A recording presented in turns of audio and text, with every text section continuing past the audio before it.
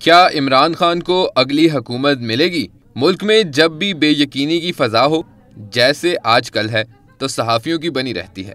اس کی مثال یوں لے لیجئے، ایک راہ گم کردہ قافلہ کسی اجاڑ و بیابان جگہ پر پڑاؤ ڈالنے پر مجبور ہو جائے اور وہاں انسانی آبادی کہیں دور دور تک بھی دکھائی نہ دے۔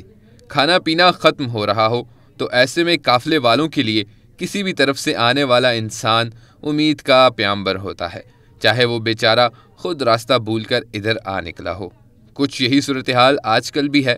ایک صحافی کے طور پر میں جس سے بھی ملتا ہوں، ایک ہی سوال پوچھتا ہے، یہ بتاؤ کیا بنے گا، اندر کیا چل رہا ہے؟ ایمانداری کی بات ہے کہ مجھے خود پتہ نہیں اندر کیا چل رہا ہے، بلکہ خدا لگتی کہوں تو اندر والوں کو بھی علم نہیں کہ اصل میں کیا چل رہا ہے۔ جو چلتا ہوا نظر آ رہا ہے وہ فی الحال تو عمران خان ہے۔ یہی وجہ ہے کہ عمران خان کو نکالنے والے، ان کی جگہ لینے والے اور انہیں چھوڑ جانے والے سبھی الجھن کا شکار ہیں کہ آخر یہ کیسے چل رہا ہے۔ دوسرا سوال جو عام طور پر پوچھا جاتا ہے وہ عمران خان کے مستقبل کے بارے میں ہے۔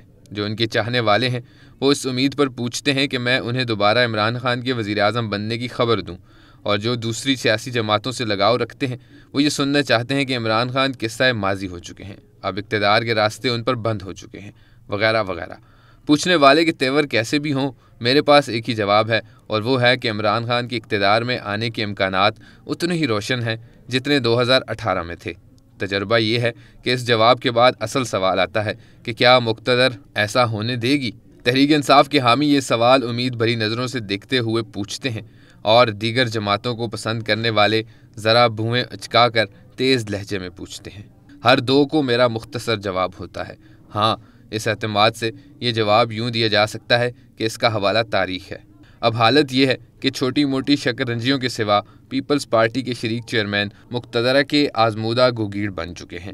انہیں جو کہا جاتا ہے وہ کر کے دکھاتے ہیں۔ نواز شریف سے مقتدرہ کی محبت دراصل پیپلز پارٹی سے نفرت کی پیداوار تھی۔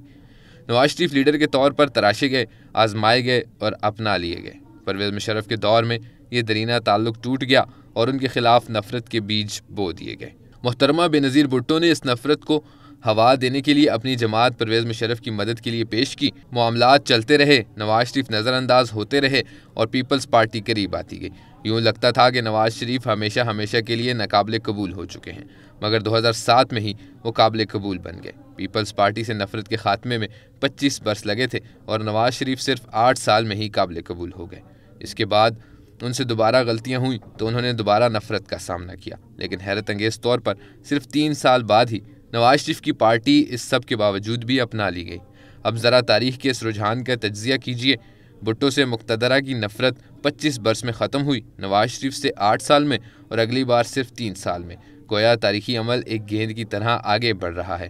جسے زور سے زمین پر مارا گیا تو پہلی بار یہ بہت اونچی نکل گئی، اگلی بار زمین سے ٹکرا کر کم اونچائی سے واپس آ گئی، اس سے اگلی بار اونچائی مزید کم ہو گئی، اور یوں بتدریج گرتی ابھرتی ہوئی ہموار طریقے سے منافرت یا موافقت کا یہ سلسلہ کسی کے مزاج کی تابع نہیں ہے، بلکہ باقاعدہ تاریخی عمل ہے۔ ہم چاہے اس کا واقعاتی تجزیہ کرتے رہیں، لیکن اصل میں اس کا ایک مخصوص نتیجہ بھی نکلنا ہے۔ یہ نتیجہ کیا ہوگا اس پر غور کرتے رہنا چاہیے، لیکن ابھی جو سوال زیر بحث ہے وہ عمران خان کے مستقبل سے متعلق ہے۔ عمران خان پر بھی یہ الزام ہے کہ انہیں مقتدرہ کی حمایت ملی تو وہ ماحول بنا جس میں عوامی حمایت بھی میسر آ گئی۔ ہم ایک لمحے کے لیے یہ فرض کر لیتے ہیں کہ ایسا ہی ہوگا، اس کے بعد وہ بھی اپنے پیش روؤں یعنی بھٹو اور نواز شریف کی طرح سچ مچ کے لیڈر بن گئے۔ یہ وہ حقیقت ہے جو سب کی نگاہوں کے سامنے ہے، لہٰذا اس پر بحث کرنا ہی لا یعنی ہے۔ اہم سوال یہ ہے کہ مقتدرہ انہیں دوبارہ اقتدار میں آنے دے گی تو کب؟ اگر ہم تاریخ کے جاری رجحان کو دیکھیں تو یہ بات کافی وثوق کے ساتھ کہی جا سکتی ہے کہ آئندہ عام انتخابات سے پہلے ہی ان کے تمام جھگڑے طے ہو جائیں گے۔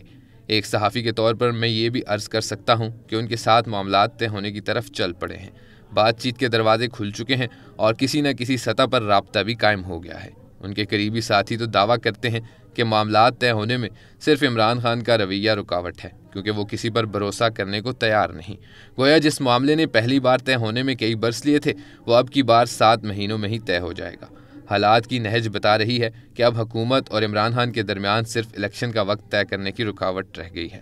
موجودہ حکومت کو یہی غم کھائے جا رہا ہے کہ وہ عمران خان کو نکالتے نکالتے خود نکل رہی ہے۔